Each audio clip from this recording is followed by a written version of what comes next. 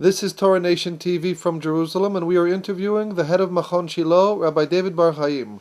Shalom, Rav Bar-Hayim. Shalom, Rav. For decades, there has been a dispute among religious Jews as to the question if the period in which we live is to be classified as Athalta de Geula, the beginning of the redemption.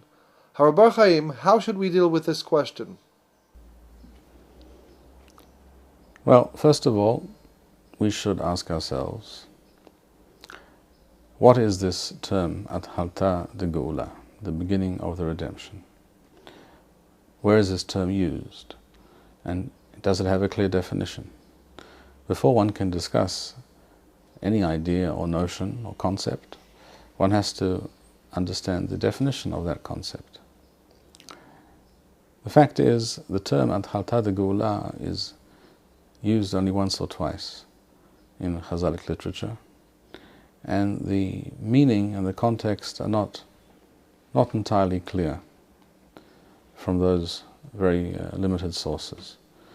It's not an halachic concept. The term Athalta de Geula does not appear anywhere in the Rambam, for example, or in the Shulchan Aruch, or in any other poskim for that matter. In other words, there is no definition for this term. That's number one.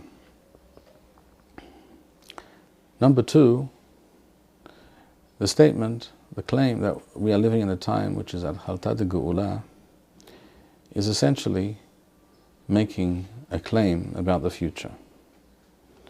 What I mean to say is this.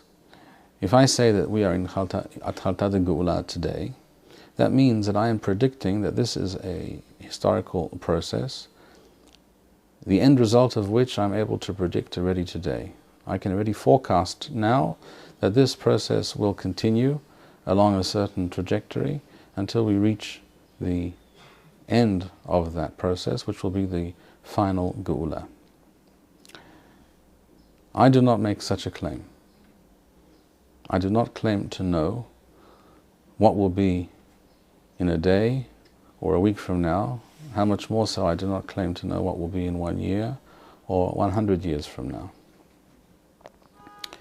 If I look at the reality around me today, any person aware of Jewish history and the great changes for the better that have occurred in our nation's history and existence and life over the last several generations, will note as a very simple and undeniable fact, and that is that as opposed to, shall we say, 200 years ago, when a very small, almost infinitesimal percentage of the Jewish people lived in Eretz Yisrael, today approximately half of the Jewish people reside in their ancient homeland, in Eretz Yisrael.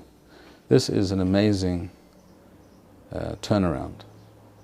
This is something which has not existed, such a reality has not existed for over 2,000 years.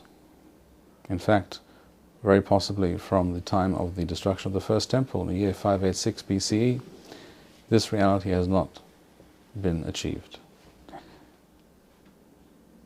We cannot deny, and nor should we wish to deny, this amazing turnaround in the fortunes of the Jewish people.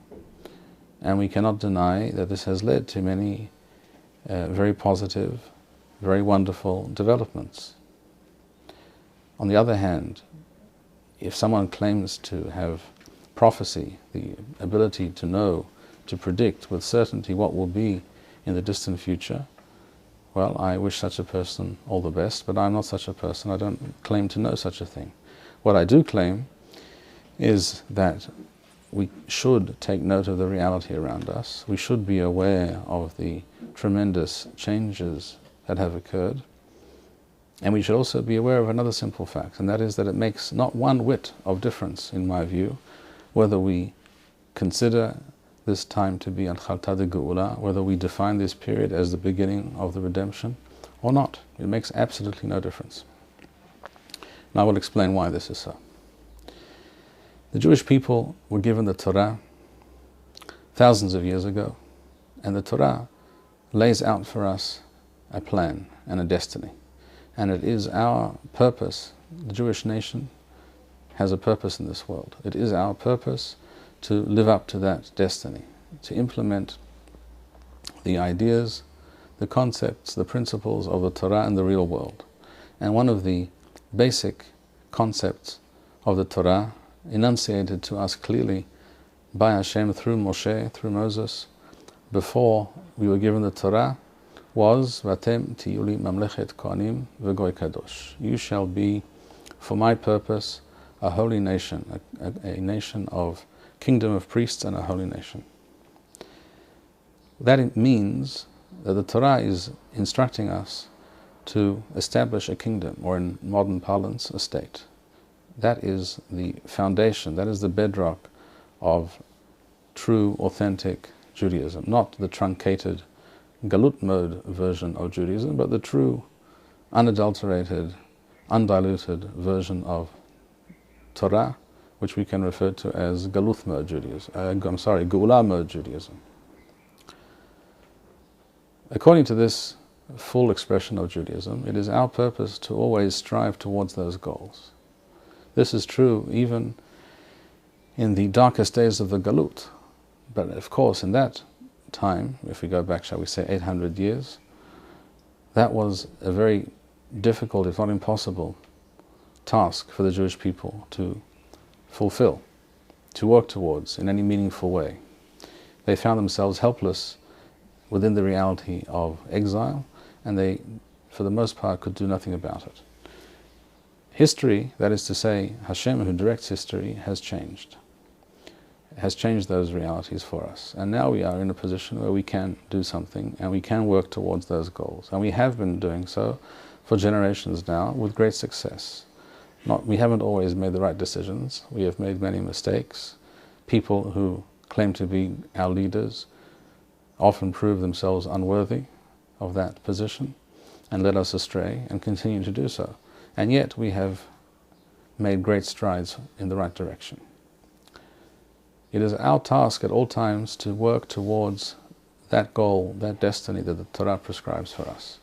Whether we happen to feel that we are living in a time which is defined as galuth, or whether we happen to feel that we are living in a time which should be more correctly termed geula, or Athalta de geula, or any other term that anyone wishes to supply. These are all subjective and, to a large extent, speculative judgments. If a person wishes to speculate as to the future, he may do so, but he cannot base the plan of action that he proposes for the Jewish people based on his speculations. Therefore, I do not suggest the Jewish people should act in a certain way, or that as individuals we should behave in a certain way because of this or that speculation, because I think this is Athalta de Geula, and because I'm convinced that the end result of this historical process will be X or Y or Z. I don't claim to know that, and I don't need to know that. Neither does any Jew need to know such a thing. All we need to know is that Hashem has presented us now, in this generation, in recent generations, with a tremendous set of opportunities. He has presented us with a reality and conditions in which we are able to achieve great things in accordance with Hashem's will, in accordance with the aspirations of the Jewish people from time immemorial. That is our purpose, and that is our aim, and always has been our purpose and our aim, to take advantage of the conditions provided to us by Hashem to do His will and to fulfill our destiny in this world. In general, I would add that we must view Jewish history as a kind of wave, the kind of wave that we see on a computer, which rises and falls, rises and falls. When we are at a low point on that graph, then we are essentially in a position where we can do little or nothing to change our national existence, or perhaps even our individual personal existence as Jews. We can't have much impact on the reality. But when the wave is on the upswing, we have to learn to take advantage of and judge where we are on that wave, and to ride the crest of that wave forward towards our goal. That is one of the secrets of Jewish existence, to be aware of the fact that opportunities, historical conditions change, and sometimes we are on the downswing and sometimes on the upswing. Today, all indications are that we're on the upswing. This has been a steady, constant reality. Of course, there are small bumps, even big bumps along the way, but in general, the path, the way forward has been positive. The forecast is good, and it is up to us to make the most of what Hashem gives us. Thank you, Rabbi Bar-Hayim. A word to our viewers. If you would like to sponsor or dedicate a video interview with Rabbi Bar-Hayim in honor or memory of a loved one, or if you would like to order a Birkon Nusach Eretz Yisrael, please email us at office@machonshilo.org.